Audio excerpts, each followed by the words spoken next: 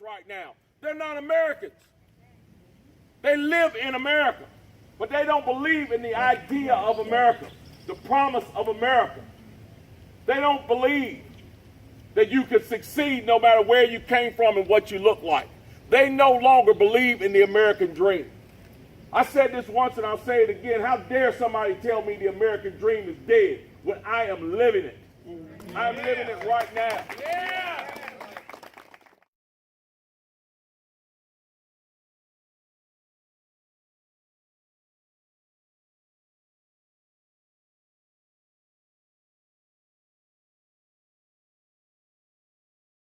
During that time, I thought that the number, they represent the church growth. During that time, I was struggling because I had this spirit of competition.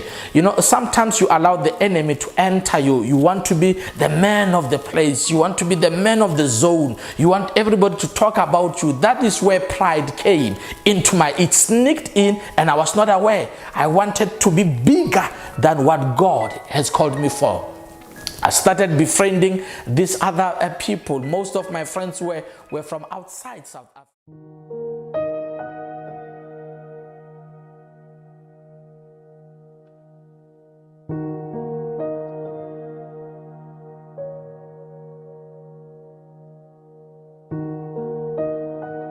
I don't care because it's time for us to stand up.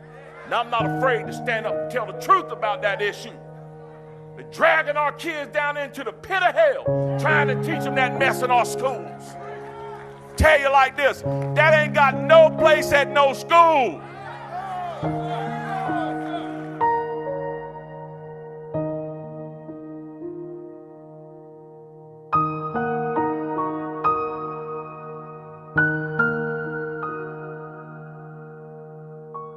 Two plus two don't equal transgender.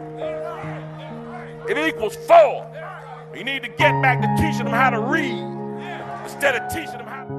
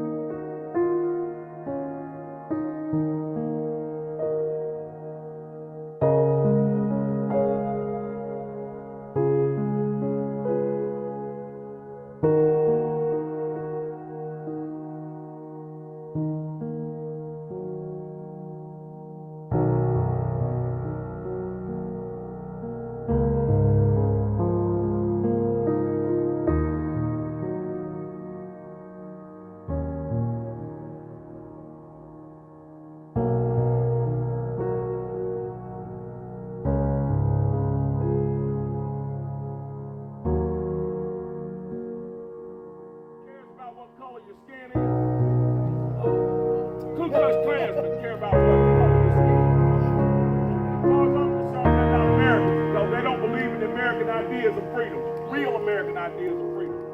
The current crop of communists and tyrants right now, they're not Americans. They live in America, but they don't believe in the idea of America, the promise of America. They don't believe that you can succeed no matter where you came from and what you do.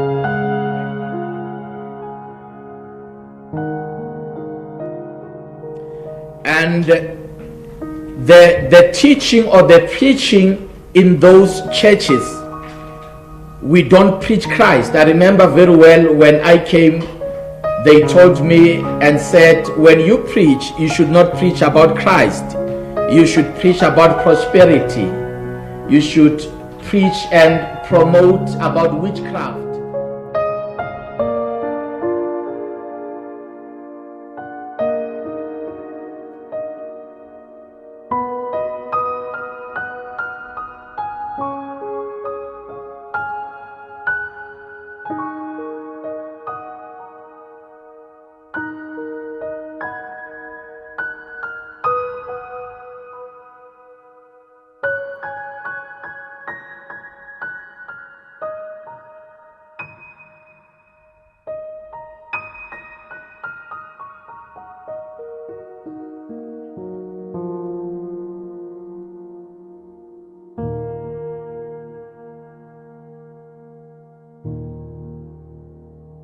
Here's something else I'm not supposed to say.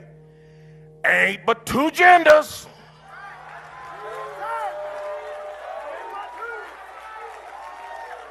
Two genders. Ain't nothing but men and women. And I can already see WRL out there. They got their licking their pencils around, trying to write fierce as they can. Get every word of this here. Get every word of this. You can go to the doctor and get cut up. You can go down to the dress shop and get made up. You can go down there and get drugged up.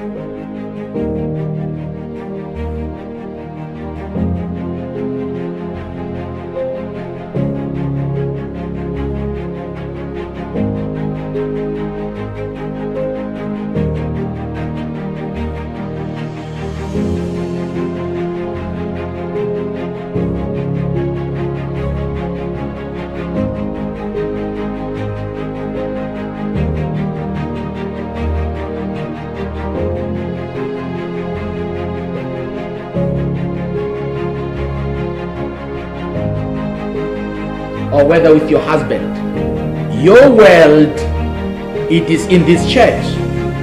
And during that time we had several church programs because the intention is to keep people in the church. That is the reason why in most cases you give out a prophecy that has a network of all these other role players who are not Christians.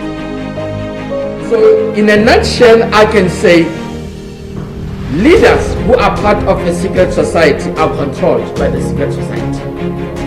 In a worst case scenario, they even tell you that your church members have to change and put on a uniform. And once you come to the church, you will say, God has spoken to me. And it is not God, it is the God of the society. Thank you.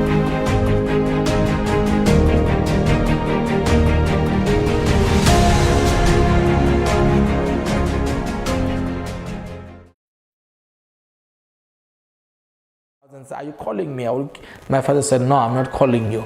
And they realized that I needed support. Remember, the person who needs deliverance, do not look at the person as the devil. The person is a victim. Any person who's going through demonic forces, demonic spirits, they need love. Love is the key.